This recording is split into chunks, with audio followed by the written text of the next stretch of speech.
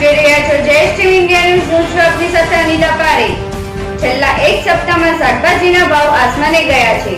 એવામાં ગરીબ લોકોની કસ્તુરી ગણાતી ડુંગળીએ તો દરેક વર્ગના રણાવ્યા છે। જો કે ડુંગળીના ભાવ ઊંચા જવાનું કારણ સુરત સરદાર માર્કેટમાં વેપારીઓએ મહારાષ્ટ્રમાં સતત વરસેલા વરસાદનું જણાવ્યું હતું। જો કે હાલ સરકાર ડુંગળીનો નિકાસ વિદેશમાં કરી રહી હોવાથી તેવામાં ભારતીય લોકોને મોંઘા ભાવે ડુંગળી મળી રહી હોવાનું પણ વેપારીઓએ જણાવ્યું હતું। આ વર્ષે સમગ્ર ભારતમાં અતિવૃષ્ટિ થઈ છે। દરેક રાજ્યમાં વધુ વરસેલા વરસાદને કારણે ખેતી ઉત્પાદનોને વધુ નુકસાન પહોંચ્યું છે। ખાસ કરીને શાકભાજીના ભાવો આને કારણે ખૂબ જ ઊંચા ગયા છે, જેને કારણે ગૃહિણીઓના રસોડાનું બજેટ જાણે ખોરવાઈ ગયું હોય તેવું ચોક્કસથી કહી શકાય। તેની સાથે સાથે ડુંગળી જેવા શાકભાજી જે દરેક વર્ગના લોકો છૂટથી આરોગતા હોય છે, પણ ડુંગળીના ભાવ જાણે વધીને આસમાને ગયા હોય, જેને કારણે દરેક વર્ગની થાળીમાંથી ડુંગળી જાણે ગાયબ થઈ ગઈ છે। ડુંગળીના ભાવોની ઊંચી કિંમત અંગે સુરતના હોલસેલ માર્કેટમાં વેપાર કરતા વેપારીઓની ચિંતામાં પણ વધારો થયો છે। તેમને આ વિશેના કારણ જણાવ્યા હતા કે હાલ મહારાષ્ટ્રમાં ખૂબ વધુ વરસેલા વરસાદ વરસ્યો છે અને મોટા ભાગની ડુંગળીનો પાક અહીંથી જ દેશ વિદેશમાં નિકાસ થતો હોય છે। એવામાં સમગ્ર ભારતના રાજ્યોમાં ડુંગળીના ભાવોમાં ઉછાળો આવ્યો છે, તો બીજી તરફ ભારત સરકાર પણ ડુંગળીની નિકાસ સતત વિદેશોમાં કરી રહી છે, જેને કારણે પણ દેશમાં જે ડુંગળી મળે છે તે મોંઘા ભાવે ગ્રાહકોને ખરીદવી પડે છે। ગ્રાહકોના ભાવોમાં ઉછાળો આવતાની સાથે હોલસેલ અને રિટેલ વેપારીઓ પણ ઊંચા ભાવે ડુંગળીઓ ખરીદી રહ્યા છે। બહારના રાજ્યોમાંથી આવતી ડુંગળીના ભાવો ઊંચી કિંમતે હોલસેલ માર્કેટમાં વેચાય છે, જેને લઈને આ ડુંગળી જ્યારે રિટેલ માર્કેટમાં જાય છે ત્યારે તેની કિંમત ડબલ થઈ જાય છે। જ્યારે ગ્રાહક આ ડુંગળી ખરીદવા જાય છે ત્યારે તેને ભાવ રીતસરના તેમને દચાડે છે।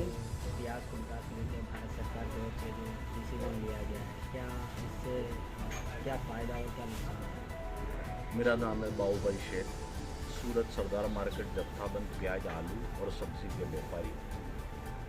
पिछले 15-20 दिन से पहले जो अविरत बारिश पूरे देश के अंदर हुई है और उसमें खास करके महाराष्ट्र में इतना बारिश नहीं होता, लेकिन इस साल जो उम्मीद से ज़्यादा बारिश हुआ है उस वजह से किसानों की प्याज खेतों के अंदर ज़मीनों के अंदर ही बहुत नाश हुई है, उसका नुकसान हुआ है। और अगर ऐसे में अगर अपनी भारत सरकार प्याज की निकास चालू रखती है तो हमारे देश के अंदर हमारे देश की प्रजा को प्याज के दाम बहुत ही चुकाना पड़े, और उसके सामने अगर ये निकास को चालू रखते हैं तो किसानों को थोड़ा फ़ायदा हो सकता है। लेकिन अगर किसानों के थोड़े फ़ायदे के लिए पूरे देश की प्रजा का अगर सोचे तो प्रजा बहुत ही, जैसे अभी ये जो कोविड-19 के अंदर वे परेशान है उसमें ज़्यादा परेशानी हो सकती है। और प्याज का इस साल अगर निकास जो बंद न की होती सरकार ने तो हमारे को ऐसी आशा थी कि 100 रुपये प्रति किलो हिंदुस्तान के अंदर प्याज के दाम हो जाने की संभावना थी। और ये जो सरकार ने तत्काल धोरण से ये जो पगला लिया है ये बहुत ही सराहनीय है। थोड़ी हमारे किसानों को तकलीफ होगी, लेकिन उसके सामने प्रजा के लिए बहुत बड़ा फ़ायदा होगा, क्योंकि हमारी प्याज अगर बांग्लादेश, सऊदी अरब, दुबई अच्छी प्याज अगर वो खा जाती तो हमारी प्रजा के हाथ में अच्छी प्याज भी नहीं आती और साथ में दाम बहुत ही ऊंचे जाते। इसलिए सरकार श्री ने जो ये पगला लिया है ये अभी फ़िलहाल किसानों के लिए थोड़ा तकलीफ वाला है, लेकिन आने वाले दिनों के लिए प्रजा के लिए बहुत ही राहत के ये समाचार हैं।